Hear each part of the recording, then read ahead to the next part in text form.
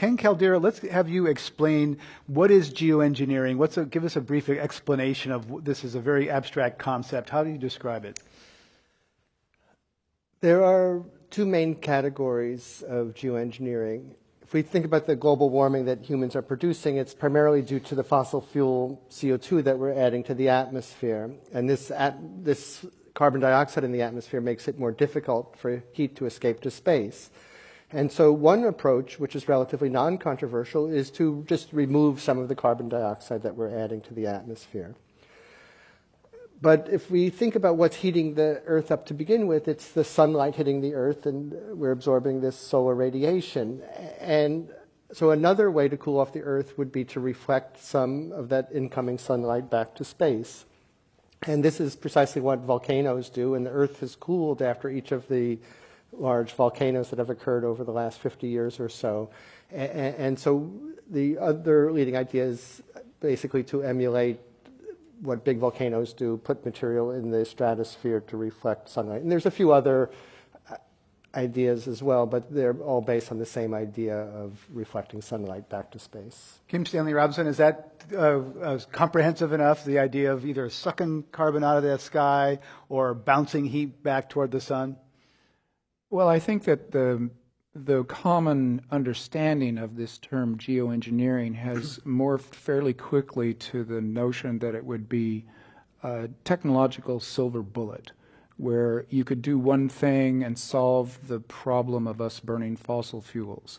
So people immediately object to it as a kind of a moral hazard, that if we think that we can get away with it, that we won't decarbonize fast enough.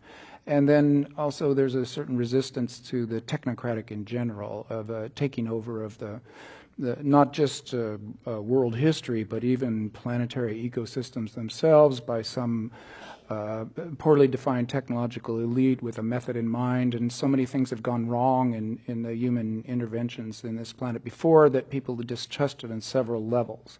So it's getting attacked almost immediately for things that are not quite right or true. And yet there's reasons why these attacks have come about.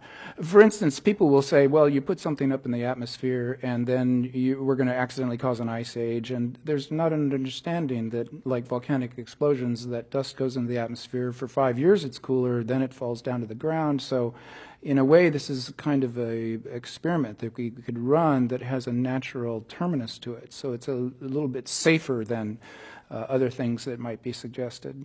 So yeah, it's gotten complicated. I always try to say, well, geoengineering, if we plant a lot of forests, if we give all the women on the planet their full legal rights, we've changed the climate of the Earth in a radical way. So that's geoengineering too. And this kind of blows the discussion apart, and I'm not sure that's where we want to go tonight. But I think it's important to point out that we're talking about humanity's relationship to the biosphere and the planet as a complex system that we can't hack, that's not the right word, but we might be able to finesse it in ways that will keep us from causing a mass extinction event. So we need to talk about it, but it can quickly get scary in several different ways. Yeah, I don't particularly like the hack metaphor, but one thing that you were saying I can't emphasize enough. The idea that there is, in some minds, and I think in some of the popular conception of geoengineering, that it's necessarily an alternative to reducing fossil fuel emissions is pernicious and wrong.